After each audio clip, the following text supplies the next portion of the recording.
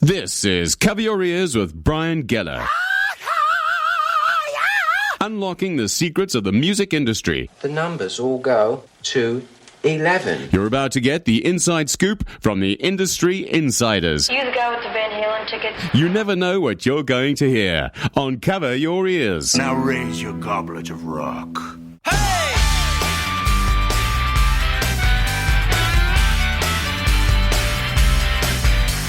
Thanks for checking out Cover Your Ears podcast. You're listening to episode number 1 here at Ultimate Ears Studio in Irvine, California. And I'm your host, Brian Geller. So who am I? Someone like you who loves music. And I have 2 of the greatest jobs in the world. And yes, they're both in the music industry.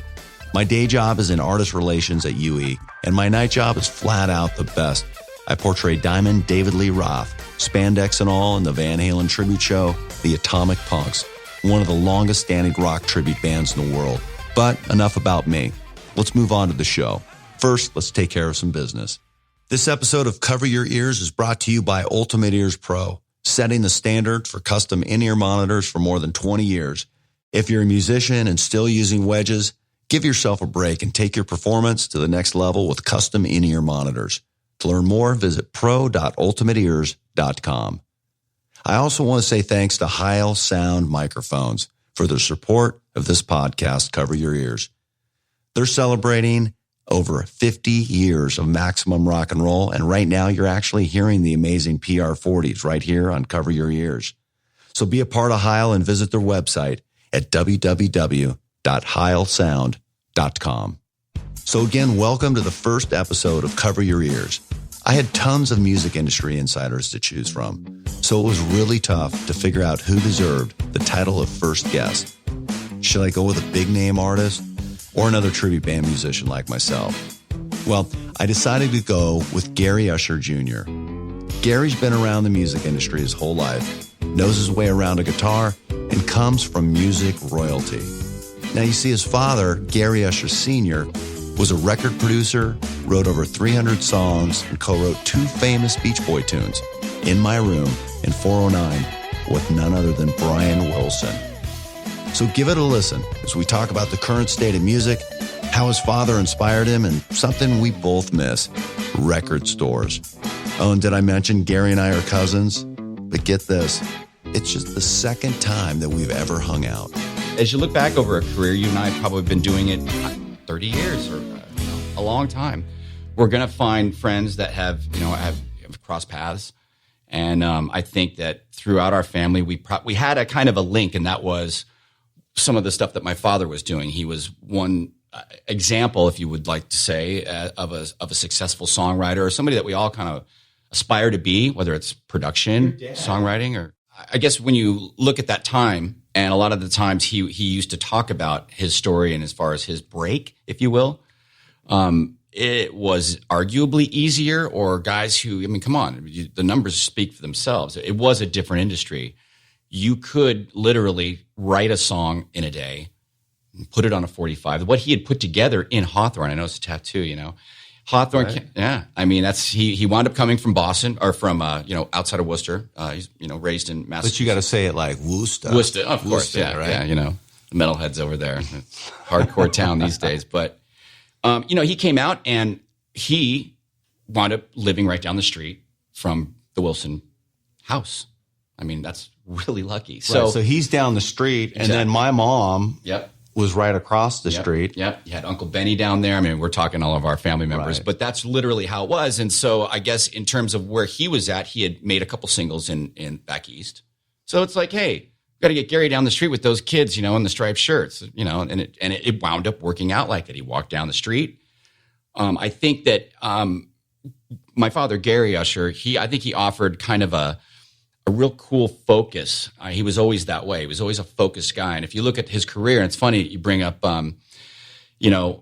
wanting to embellish on the story, not just embellish on it, but get it out there. I mean, it is out there. It's underground. And guys, when you mentioned Licorice Pizza, as we came from vinyl and learning the backstory of bands, reading the backs of covers, finding bands through that medium. We didn't have social media that way. We had each other, and we had a record store. It was like our version of a soda shop. No one in the world knows more what went down those days in sense of surfing and hot rod than myself. Written over 350 songs in 3 years, and something like 60 some odd albums. It's a record that'll never be ever duplicated in the entire history of the record business, let me tell you. For example, with the Ford Speed stuff, Dennis Wilson, for example, did drum on that stuff with my support troops. And the Ford Speed stuff, ironically enough, those are me singing, if my memory serves me correct, on all of them. Definitely an RPM and that whole first 4 songs. And it's really irrelevant whether it's 4 Speeds or Gary Usher, in the sense that there was no different personnel involved. It's just that I was under contract at Channel to do so many sides as the 4 Speeds. So I did that. And so I was also doing the Sunsets. One of the main things about the 4 Speed stuff was Dennis did drum on them. And whether or not Brian came down to the sessions, whether or not he sang, he may have sang background on one of the 4 Speed things. I know Brian came down a couple of times because Dennis was there. And he might have done a background on 1 or 2 of those songs at most, but no more than that. And I'm even being lenient at that. But it's hard to see Brian walking into the studio and not singing. We were very close in those days. We were all singing on everybody's records. I was doing Jan and Dean. Brian was doing Jan and Dean. Brian was helping me out. Jan Berry was helping me out. It was a very strange, with Melcher, Jan Berry, Brian, Bruce Johnson, and myself. It was quite a clique going on. We're just like revolving pool of talent. Music, in a way, back then was visual. That's one of the reasons I think tribute bands do well is they kind of bring, if they're good, of course, they bring kind of that visual. Yeah. You know, that there was something magical about going to Licorice Pizza, the Warehouse, Music Plus, any of those places, and sitting there for hours going through music and discovering things and looking at these records. And let's face it, there was a lot of times that, you know, you bought records just basically on how cool the album cover was. Absolutely. I mean, come on, Kiss Destroyer. I mean, I just looked at that for hours. Or, you know, luckily I was, you know, I'd seen a lot of vinyl come through my house at a very early age, as well as I was around a lot of, you know, budding musicians at a very early age. So how did that work with your dad? Did he introduce you to music? I mean, obviously he had to in some way, but did he force feed it? Was it just there all the time? I mean, how did that play out? You know, by the time I was, you know, his first hits were 62, 63, 64. By the time 64, 65 was around, he was making records all the time. I mean, and they were made up records. You know, the Phil Spector story and the Wrecking Crew. Well, my dad had the same Wrecking Crew, which was Hal Blaine and Carol Kay. Same guys played on Usher sessions. And Usher sessions were more, slot car records, skateboarding records, Jan and Dean. He got involved with like 3 Dick Dale records. So, I mean, he was really in that scene right there, other than the Wilson stuff, other than the Beach Boys stuff. Sure. The Beach Boys stuff, I think, you know, obviously, boom, it cut right out there. They wrote a song about a car, boom, 409. I think In My Room was, again, as you mentioned, some of my dad's greatest songs, you know, really showed an innocence. And they've really talked about that a lot within the Beach Boys story and how the outside writers in that particular band played a big role on Brian kind of coming out of his shell. Sure. You know, and my father was one of those writers. You know, what did you think of the movie that was out? I like them all. I mean, I think that they all touch on, you know, definitely certain truths. And I'm an LA guy. I know how you have to, you know, gloss things and embellish and follow a storyline. So can I just say I had one problem? Sure. What, on the newest movie? Are you talking about? I'm talking about the newest movie. Yeah. Okay. I love John Cusack. I mean, he's my age. I grew up with him and all the great, you know, movies out of the 80s. Yeah. You can't go wrong with John Cusack. Right. But I couldn't buy into the fact that John Cusack was playing Brian Wilson later on in life. There was no resemblance. There was like... I'll offer an explanation. I had a problem with it. Let me offer an explanation. I'd love to hear it. John and I, okay, so when you talked about Licorice Pizza and growing up I worked at the Sherman Oaks Galleria Mall for like, you know, from between 86 and, I mean, right there in that his whole heyday. Right. So we have this, you know, embedded kind of thing, especially with actors. I'll tell you what I think it was. The Brian Wilson that he was portraying was just like that. The guy nailed it. Yeah, no. Okay. In that manner, we definitely. don't see that Brian Wilson. Right. That's not an attractive Brian Wilson. See, Brian Wilson, and I worked with Brian. I worked with him for a year, right around that time, especially in the sickest portion of that movie. Sickest, I mean, in the undiagnosed conditions or the overdiagnosed conditions. And it was so difficult to be with a guy who was literally not even part of himself. And we looked at this person, he'd pull up in a limo, and we'd know that Caroline knows. I mean, this guy he's a huge, huge monolith in American music, obviously. Right. And we're going to hope that no matter what the outside looks like, we kind of keep our John Waynes huge. Right. So you tend to overlook it. But my point was that he was really sick, and John really picked up on mannerisms, confusion. I thought they did a really good job. So I was able to overlook the Cusack right.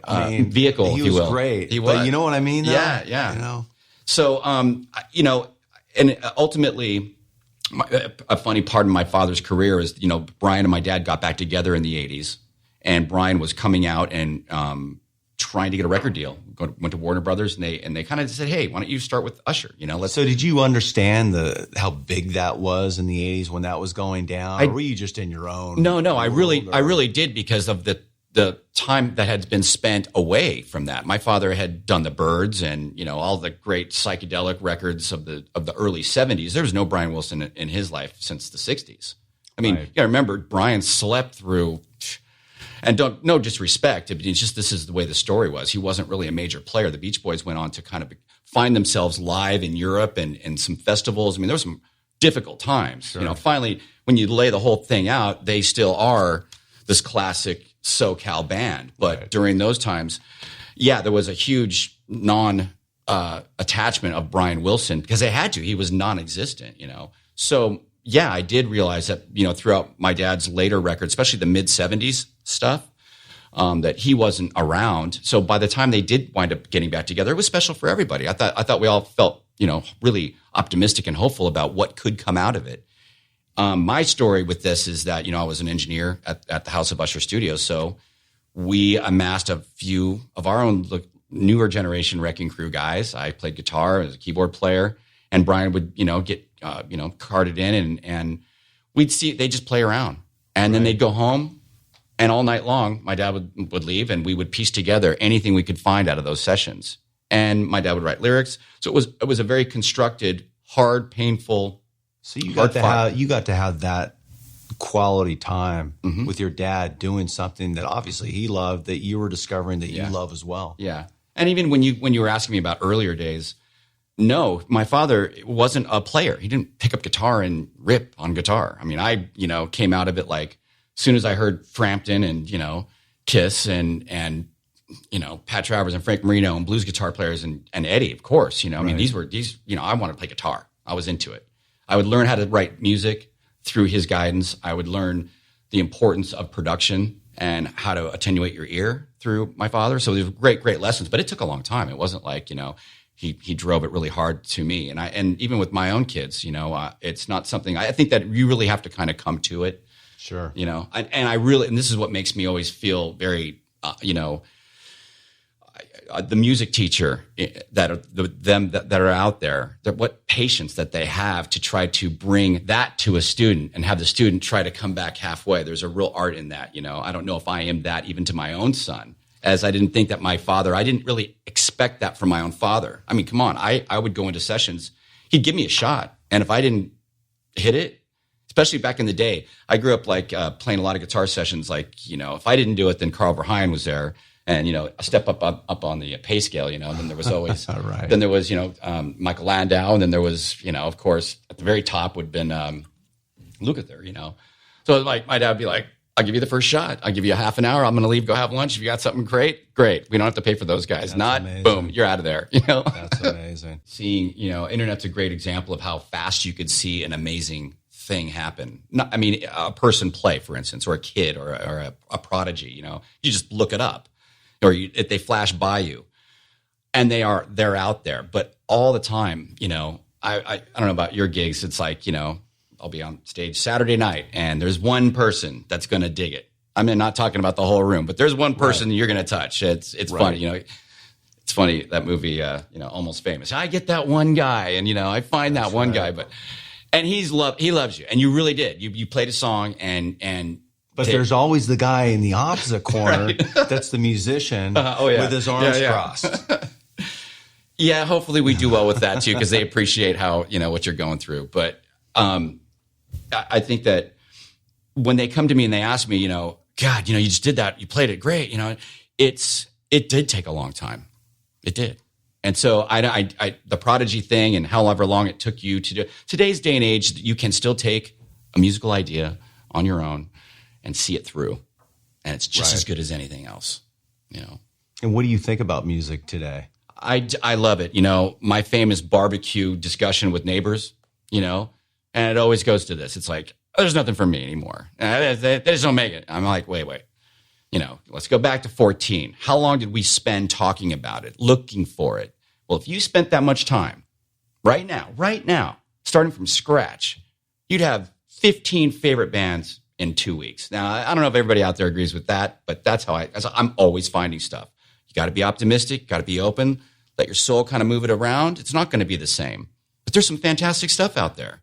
Who I had that with a couple years ago that I didn't know the story of at all was Terry Reid. Oh, right. I know. Yeah. I'm watching this Rob Zombie movie. Okay. Yeah. And which was crazy. And the movie ends and the credits start rolling. And all of a sudden there's this song that's playing that it literally knocked me off the couch. I was like, what is this? I have to know right now what this is. And it had been so long since a song had hit me like that. Oh, that's great. And I had researched it, found out it was Terry Reid. And then the whole story with him was Zeppelin and Deep Purple and he was a player right in there. You talk about that exhilaration of discovery, and I don't care if it was 72 or 63 or right now. That is why you went and looked and spent the time to try to get that jolt back, that high. I mean, it really is. It's really a great feeling to discover something new. I always would think, I'd be at a record store, working my shift and stuff, and I'd be like, right now, there's somebody in the studio singing through a Neumann right now, singing it, and I don't know it. They're singing right now, and that record's going to come out in 8 months. I don't even know it, but it's going to be one of my favorites. Right now, that's happening. So it is, and it goes to what you just said a couple minutes ago, that if you spend the time and look for the music, it's actually there. And I'll take you back because I know they all ran the same way, man, at Licorice Pizza. When I worked at Licorice Pizza, it was the most bizarre group of different people that worked at this record store, and every one of them had different musical tastes. And back then, you got to go out to the bins, you'd pick out a record that you wanted to hear, and you got to listen to one side, not the whole album, but you got one side, and you put it behind the turntable, behind the cash register. You had them in a row, and while you're waiting for your one side of your one record that you love, you have to listen to 6 other people's music. And, there was a lot of times where I'm like, this is just going to be bad. But I tell you what, 86, 87, some of the music that I got turned on to back then was amazing, and I never would have discovered it. Absolutely. No, and hopefully, I think that's the main thing was with the stores, you're going to be playing a variety of music, and, we all know about the dark side of the industry where you got the front end caps all because they paid for it. That's a whole other side of things. But so right you are. And I was the longer-haired guitar player. Okay, we'd go to the country club on the weekends, see some great bands there. But I had my new wave friends. I think of the 8. This is precisely why I'm for sure. It doesn't matter what decade we're talking about. Love. There's no way I can even point out. Listen, I worked at Metal Blade Records for a while, for instance, and that's coming from a core of people, not necessarily hardcore. They are, of course, but. Well, Metal Blade Records is huge, right? What did you do there? I was I ran our distribution office in Phoenix, so it was still with record stores out there, but working with the artist and distributing records, getting the records out from the record label. We'd set up the whole entire campaign and do the marketing for it, and get the stuff out there. But what I was getting to was just the type of mentality that the metalhead had, and it wasn't about variety; it was about sticking with that type of music. I don't care if it's classical. And there's that out there as well. It's just, we like to form, we like to keep our music especially when it's, really heartfelt to just us. There is that part of that out there. And joining cliques, joining clubs is part of going through that. So I'm probably more like you, where it was like those 5 records, I like that one, and that number 3, that's because she loves it, and that one new wave record is going to come up here. But you know what? It's growing on me. But yeah, especially that same timeline for me, I would take records. My dad would tell me, you got to bring records home all the time and tell me what you think of it. Talk to me about it. Why is this? I remember talking to him about, for example, Trevor Horn. Trevor Horn was a producer in the 80s, came from Yes, but wound up doing ABC, Propaganda, Frankie Goes to Hollywood, like just a major powerhouse dance, Big time. Totally. But that was very, very early in digital recording. And this guy was all over it. Lindrum. I just loved it. And my dad loved that technology side too. So it's not like I had to bring home like organic surf records for him to even get involved. It was like, why are you into that? And it was hitting me. Those songs were really speaking to me. It's interesting that he's seeking out your feedback. I mean, that's brilliant. Yeah, that's, for sure. That's what it's about. A lot of guys still to this day are like, well, your dad, he had to have had like the coolest twin reverb and Fender, right? I'm like, no, he wasn't. For him, it wasn't like that. It was about technology, and it paid off for him because, especially in the early days when they were recording, this is like in more studio talk, but you're doing 8 tracks. Well, my father was the first guy in Sausalito at Wally Heider's to do 2 8s and make a 16-track recording. So technology was really, he knew that through the studios and he would be able to continue to move the needle in his pop sense, making songs, as a songwriter as well, and a producer. My father was also an executive. He ran Capitol and was vice president of RCA for a while. I mean, as many kind of A&R guys do, they can kind of drift and kind of run in an executive kind of seat in that as well. Sure. But he knew that he wasn't going to just get stuck as the organic or analog guy. So yeah, going into, I remember Brian getting back into that other story, which was, that was all like of the day, DX7s, Lindrums, all that stuff, Nowadays it sounds dated. We've kind of come full circle to try to help combat that when a hot piece of equipment comes in and you're like, it's got that certain sound, that Tom Schultz guitar thing was like that, it's like you listen back now, it's like, wow, when Maiden cut that one record with all rock bands on it, it's like, wish they didn't do that. You know what I mean? Because the songs were better than the sound, but you learn as you go. But interesting stuff as it's continued to evolve. But these days, plugins, what we have at Pro Tools at home, we're able to kind of blend all of that and get the right sound and still be concerned about constructing the song and letting it take its form. So what type of projects are you working on now? Now I know you've got a couple bands going on. Let's hear about that. It's funny. My day gig is marketing, and but I got a Pro Tools studio. I play every weekend in the Black Canyon Band, which is largely Ventura based. I play out Simi Valley, Westlake, and all the areas where I kind of grew up. I grew up in Calabasas, so okay. But yeah, I play for my buddies over the last 20 years. It's a classic rock band in its origins, but it's a lot of fun. I play lead guitar and I'm the lead singer as well. So. And then the other band is, what is that? It's called Spray Face. Spray Face, which Spray by Face. the way, what a great name. I mean, Spray Face actually, every time I see that like on your emails, like that's a great name. It takes me back to like my junior year in high school in history, where my buddies and I would take turns and we'd write down 10 band names. Oh, really? Right. Pass them over. We'd make up names. That's a good. That would have stayed. Your buddies would have kept it. We would have kept that. Right. We were mostly doing like out of control metal band names like Lost, Lovers of Satan's Tribe. Stupid stuff like that. But no, I love the band name. No, thanks. That was I did. I worked with my father. Worked with Frankie Avalon, and Frankie and Annette, and they did all the Beach Party movies, and it was another part of my dad's career. But the children of Frankie's kids we all went to high school together. So wow, okay, Frankie Jr. and Tony Avalon. I mean, Frankie is a great drummer. Tony's a great guitar player. We got together early. We were all in bands. We were, we did the Sunset Strip bands, the whole thing, in different, configurations and things like that. But so did you take part in the whole Sunset thing where you were trying to absolutely get discovered? What type of music were you doing? Were you doing I was in a band called the Flying Tigers, and we put out a demo and it got some press. What was that magazine? The BAM magazine. Not BAM. That was San Francisco. Well, that was. What was the smaller one, the musician one? Musician Trader or something. Yeah. Anyway, so we got it started blowing up on us, and we had a lot of fun. It kind of sizzled. I don't know. This was like 91. So lot of rock bands and that kind of era was definitely moving into grunge, you know. Right. You know, a good friend of mine right at that point was, you know, who I was playing with, you know, on and off. He got Ozzy's gig, and then he went into Alice in Chains. So there's a good example of how, you know, it kind of worked out for him, and he got a great grunge run out of it, you know. Mike Inez, love you. And that's Mike, right? Yeah, good friend of mine. You know, he knew my father, and you know, there's a lot of guys like what we, you know, that we still stay with, and I think it's about loving all of these styles of music. And again, we're songsters, man. We're about the songs. So let's play a tune right now. We're going to play something right now. So on this week's Artist Spotlight, I'm really excited.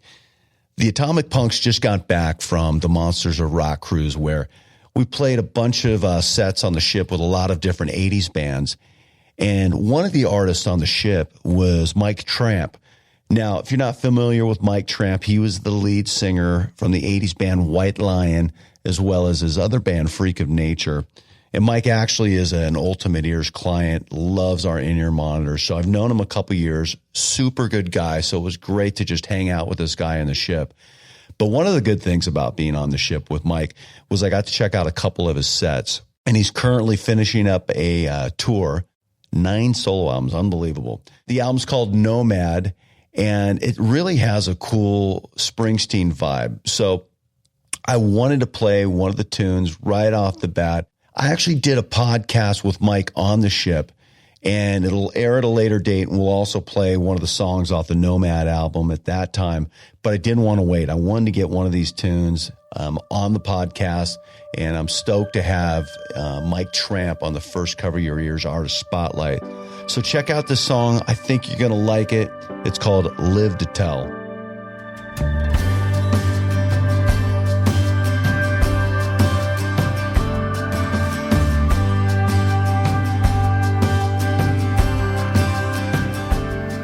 We said we'd be together. We said we'd do it all, like brothers till forever. No way that we could fall. We promised one another we stand through thick and thin. Nothing would come between us. We let nobody in. Blood spilled along the road we took. Always made a big deal how we look. Danger was the game that we knew well. And all the crazy stories we would tell, if we would live to tell.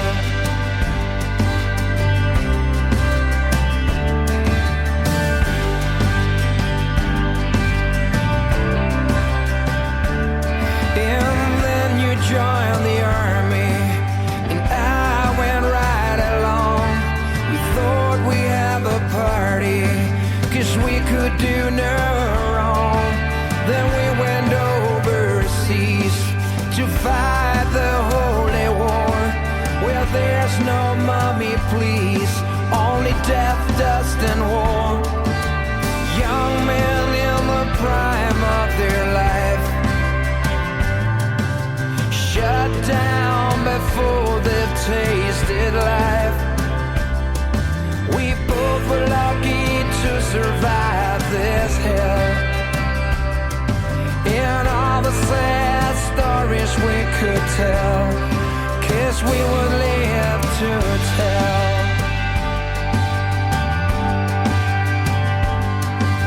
Memories that never fade away, morning dew today. Never had a better friend than you. Oh, why did the years break us in two?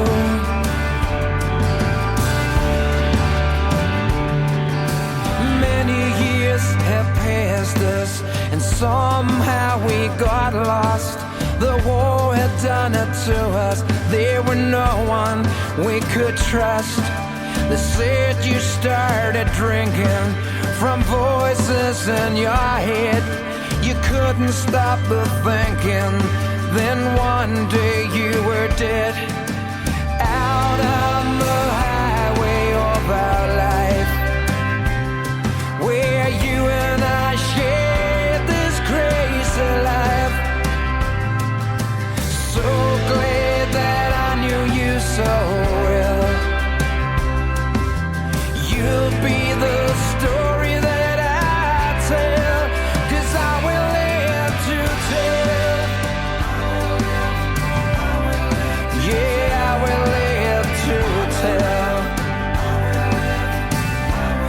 Oh, I will live to tell. Yeah, I will live to tell.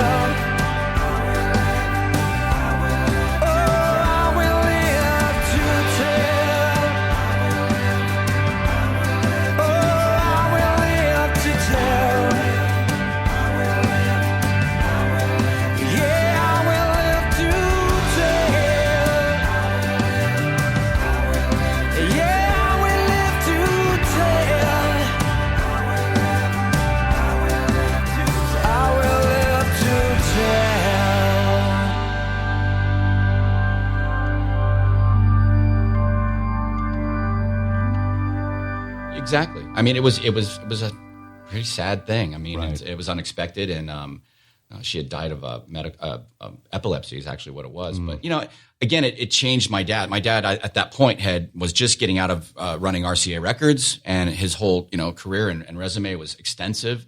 I think he just kind of booted out and let some time go by. And right then, I was so hungry. I was like a 10-year-old kid, just. I literally, Fogelberg was in the house, and so was Stevie Nicks was up she rented our guest house with Keith Olsen as my dad's protege, down at Sound City. Everybody was around, the Eagles, they were kind of, Joe Walsh would be around regularly. Amazing. Talk to me about Les Pauls back in the day, you know what I mean? Subsequently, I later on got one of those Les Pauls. I still have it through my dad or his Martin, as we were talking about some of these instruments. So I've got these iconic kind of things that help me stay and keep that lineage alive. And luckily, I'm able to have that. But we talked about just the daily routine of being a musician. Well, that helps. Find that guitar. Find how you can weave that into your life, because and it's great that you have that. You hear the stories of the Frank Zappa estate and everything that's going on with Dweezil, when all he really is doing is he's just trying to pay his bills. Yeah. But he's more importantly, he's just trying to play his old man's music. I cannot say that we've been impervious to my father's career. It's we have 300 songs, 325 songs that the House of Usher owns. So how does the House of Usher work? You run that, it's right? Really just there's a House of Usher Studios, and we always had the House of Usher as an entity. That's it's not a tax break island somewhere in the South Pacific or anything like that. It's our entity that we kind of house all that stuff. He had written books. There's unreleased material. The Brian Wilson record that you and I were talking about, it's largely been unreleased. And there's that whole thing. Why won't they release it? I can't do it without him. He can't do it without me. So they have to kind of come to it. And, drawing a parallel to maybe some of the kids of kind of thing. Most of the time, the kids are after a whole different vibe. They're trying to run their dad's company, and the dad started it. That's a very unique thing to pull off in business anyway. And it is a business. And you know what, Brian? Can be very ugly. And lately, and I say this over like the last decade, the record industry has been tormented, and it's nothing like what we thought it was. Maybe it should change. I mean, this dinosaur, or this model, this selective, what do you call it? It might just die, but the art doesn't die. Right. But the business model, the way my father was included in it, does not exist any longer. Right. Distribution. Don't you think in a way, I know we talked about discovering music, but don't you think is it going to take 100 years to go by and for a reset to happen and a whole new crop of people to come around and kind of like what Led Zeppelin did with those old blues songs? Is that what it's going to take? Because as much as we love technology and where technology is today, in a lot of ways, it's really, really hurt the music industry. For sure. I think I've said this a lot where, as an industry, we were allowed to partake in the art and distribute it and make money and appropriate the funds accordingly, but we didn't own the ultimate delivery. That's what really, really screwed this thing up. It's not like we owned collectively, the record industry owned the thing that you were playing it on. Why would we source that out? Right. And as soon as it was digital or, on the fly, it was gone. So it's back to the artist who was never intended to navigate serious worldwide distribution and, it's just beyond them. I think we've seen that renaissance, if you will. I think it will continue to morph in the media corporations and the media. There's some great stuff out there. Aesthetically, the colors, what you can do, or I don't know, a bad example, the Olympics the other night. It's big and it incorporates. That's where we got to find our medium. That's where we have to find our thing. And there's going to be stations and radio. And listen, you and I on Saturday night have a job to do, and we're going to go make that person happy. Right. And how, especially over the last 15 years, going back to my Metal Blade days, these kids were coming out not expecting to be rock stars by any means. That's one cool thing about that metal thing, which was they didn't want that. I wanted to play for a couple of years. I might go back to college. I met a lot of really talented kids. Whitechapel, As I Lay Dying. I worked with Cannibal Corpse, who are older guys. They invented gore metal. Coolest guys you ever want to meet. It's a typical story. You never would know. You know what I mean? They live down in Florida, and they got a good thing. Yeah, it's the whole vibe of I want that feeling. I want to go into a record store. I want that feeling when I opened up Kiss Alive 1. Yeah. Okay, or just Kiss Alive. Yeah. And they've got the letters from the 4 band members. Oh, yeah. And I was seriously convinced that these guys were pretty much from another planet. That they were super. Yeah, of course, Ace was. They were superheroes, Yeah. Oh, yeah. They created that whole thing, and it's Well, look at we would put stuff in Guar records, okay, and I would see Guar tattoos and stuff that, arguably that letter that Gene wrote. I used to look at the way he dotted that sentence, and I used to incorporate that in mine, or I would read back Paul's letter, for instance, and just try to emulate it in his voice. Or when he says in Detroit Rock City, "I'm so alive," I would always used to hear that word, and I would go, "Is that how he really calls his record?" I was a sicko, man. I just listened to this stuff, headphones, night after night. But there's still offerings that we have to progress, obviously, that the kids pick up on. One of my favorite records right now, rock records, my kid turned me on to last year. They're called Bring Me the Horizon. What a record. Never heard of them. What a record. Really? Okay. Kids got tattoos, blah, blah, blah. They're young guys. They look like they're a London band. But you want to talk about kitchen sink, hook, line, and sinker hooks, hardcore. It's got a great sound, but it's just great. What a great record. But so I'm going back to, who turned it on to you? My kid did. And I love it. And it's something that we've got, and very optimistic about new music coming through, for instance. I mean, come on. We sell a lot of instruments. I'm good friends with FMIC, Fender, right? Right. And Fender has got a brand, a huge brand. You wonder how many more Fenders can they sell, But they're going to sell Fenders, and it's like a car. You're drawn to it by whatever story, but those kids are going to be drawn to it, and they're going to do something with it. They're going to sculpt. They're going to paint. They're going to continue to deliver great art. So let's get on to some important things here. Cool. You're on a desert island. Okay, and there happens to be power on this island. I don't know why, but there actually is. Right. You've got a turntable and can only bring 3 records with you. God. Now, there's a couple things about these 3 records. I'm going to say that they can't be a greatest hits album. Okay, and should I say they can't be related to your dad? No offense. Sure. But, okay. Great. We'll just leave that to the side. So you got to give me 3 albums. God, and everybody out there is probably trying to put a list of 3 together, and it's impossible. So you just got to throw it out there. All right, here they go. I'll just give you 3 live records. There you go. Totally weird. Emerson, Lake and Palmer. Welcome back, my friends, to the end of the show that never ends. My first concert. Okay, I love that band. Perfect. And it's really sad to see Keith go. Rest his soul. And that would be great music on on an island, right? Pretty trippy, right?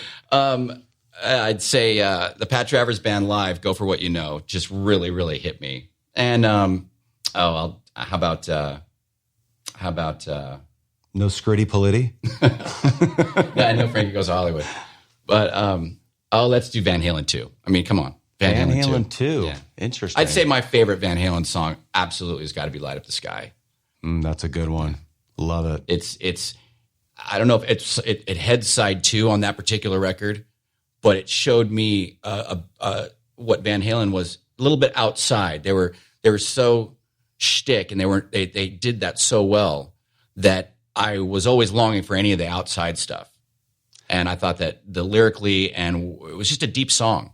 It's a great tune. It gets people up. It's part of what we've been doing is with the band. And we've been doing it a lot. Our first three songs of the set. Now, really? Yeah. Our approach is no matter what we play 1st, 2nd, or 3rd, you're going to be into it. Yeah. So let's really grab the hardcore classic Van Halen fans. So we'll come out with Romeo Delight. Of course. And I'm not talking at all. This is like bang, bang, bang. Okay. So Romeo Delight, On Fire. Oh, yeah. Light Up the Sky. Wow. That's fantastic. Right? So you don't go for period correct set lists? I mean, come on, the purists probably... Doesn't work. Really? It doesn't work. Even when they did it? Okay, because you can go to that Fresno gig. You can go to that Fresno gig. Well, that was number 2. I think probably the first 2 years, obviously you could do it because there wasn't that much material going on. Okay. Yeah. But I think the problem is you've got to do, you got to do jump. Yeah, you got to do jump. So you know what they say about jump, right? No, it's the best and the worst song. Okay. I've never heard the worst. It's the worst song because it's just jump. It's just, it's a tired song. I'm sorry, and sorry guys. I love Van Halen and it's what I do, but it's also the best song. You know why it's the best song? Why? Because it's the last song of the night. Oh my God. Well, Jump. I remember when 84 was coming out, I hadn't heard it yet. And I remember seeing a quote from David, and he had said, we did this with a Lamborghini in there. Right. But I always thought that was the drum beat before Hot for Teacher. So I don't know if it was crossed and could have been misprinted or whatever. So I was like, wow, that's kind of cool. Another thing I really dug about it was actually the Lamborghini was in the beginning Panama. It was in Panama. Panama, okay, with the double bass, right? I mean, you can kind of hear it in the background. You've got the middle break of Panama. Okay. Where it's reach down in between my leg. I thought it was I always thought that you can hear it looped in the drum intro of Hot for Teacher. Did I ever tell you I drove Eddie's Lamborghini one time? I didn't really drive it. I just did a photo shoot for Alpine Stereos. And was he there? No. Wow. Came off the back of a truck, and I got to sit in it. Did it have the stripes on it? On the it was a Testarossa. Or no, Lamborghini Diablo. It had the striped mirrors. Like you're talking about the Eddie Van Halen stripes. Yeah. He had them removed. Well, he had the stripes there. They quickly did like a workover because that couldn't be on the Alpine ad. And I don't ever know if I ever saw an ad with that car with him in it. I don't think I did. But I did a shoot for it. I saw him holding the Tito's cup in Guitar Player magazine one time, which I thought was cool. Tito's Tacos. Oh, dude, cool. He had the Manny Moe and Jack shirts. I mean, he was like, bazooka and all that cool stuff. I don't know how we got on to just talk. Well, we're talking about our heroes, man. Okay, so how about guitars? So are we, Fender or Strats? All both. I've got Les Pauls. Not Fenders or Gibson Les Pauls. I've got them all. I've got a. Funny when I was talking about my dad didn't have a 63 Strat. I remember going to a session one time and he looked over at a blue 63, aqua blue, or what we call a seafoam green, or that kind of for all the guitar players out there. And I remember looking at that guitar going, "Oh, that is awesome." And then about 15 years later, a good friend of mine playing in a band called Salty Dog, Pete Ravine. I remember that band. Great Zeppelin-y band on Geffen Records. We followed him around a lot. We were really good friends with him. And he wound up selling, he had one. He had a 63 Blue Strat, and he wound up selling it to me. And man, that guitar is just fantastic. Is that the one I've seen pictures of you with it's the crazy shaped guitar? There's one, maybe that's the green one. No, that's a Gretsch. Okay. And thank you, Joe Carducci of Gretsch, for that one, and Charvel, and the guys over there. Did I save myself after saying the comparison Yeah. to the Fender and the Strat? I like the No, Fender. listen, more. So I definitely played them all. I've got Explorers, because a Hamer Explorer to me was just like, I remember seeing Lita Ford with that guitar, and I was like, that's so cool. And then Rick Nielsen came out with his, and they were Hamer Explorers, not Gibson, Right. Hamers. And man, I remember the first time that my record store was able to bring in musical instruments, I went right to Hamer at NAMM. I was like, I'm carrying Hamer guitars. That was the one. I had 3 of them ordered for me right off the bat. One black one just like Lita's, and one just like Rick Nielsen's, and a Flying V to boot. And I've got them all, and they're fantastic guitars. Oh, yeah. That's amazing. Absolutely. Yeah, but the one my pride and joy is a 55 Les Paul that I got from my dad. So Gary, my cousin, I'd say my friend, but we're like actually related. Where can everybody find out about you, what you're doing, about your old man, and all that stuff? Plug away. Let all our listeners know what's up. There's a couple record labels that we've released Gary Usher music to. Sundays is one of them. They got great retro vibe vinyls out there. Gary Usher's greatest hits. My father's weird psychedelic 70s stuff is on there. Great stuff, man. Awesome. Check it out. There's a GaryUsher.net. My band Sprayface on the web as well. My favorite. Your favorite name. I love it. And the Black Canyon Band. We're on Facebook, and we play very often. It's not hard to find us. Love to have more chats with anybody out there who's into this style, or a working musician just like Brian and I are. And together, no matter what age, let's continue the vibe. Gary, thanks for coming in, man. This was a lot of fun. Me too. This, I got to say, I don't know about you, but it's getting really steamy and hot in this place. We had to, for everybody listening out there, we had to turn off the air conditioner because the air conditioner in the last episode just kept coming on. So we're sweating bullets, but we have to do this again. We got to hang out. We got to do some things, man. Anytime. I'd love to be part of anything that you're doing. And I guess in this case, I can truly say, I love you, man. Gary Usher, man, you are the dude. Good to have you here, man. Thanks. So there it is, episode number 1. Now here's hoping that my cousin and I continue to hang out, and I hope that you like the show. Come on. He had Joe Walsh hanging out at his house. Now, Cover Your Ears is brought to you by Heil Sound. Heil is celebrating 50 years of maximum rock and roll this year, so be a part of it. And check out their website at www.heilsound.com. Cover Your Ears is also brought to you by Ultimate Ears Pro, setting the standard for custom in-ear monitors for more than 20 years. Ultimate Ears Pro is dedicated to delivering the ultimate sound experience with a perfect balance of highs, mids, and lows with unparalleled detail and clarity. To learn more, visit pro.ultimateears.com. Every guest on Cover Your Ears receives a set of Ultimate Ears 900s when you want the sound of a custom in-ear monitor with the convenience of a universal fit system. Also, friends, you can find the Atomic Punks, the tribute to classic Van Halen, at www.theatomicpunks.com, or check us out at Facebook, where you can see pictures, videos, and our schedule, and of course, booking information. I would love to hear your feedback.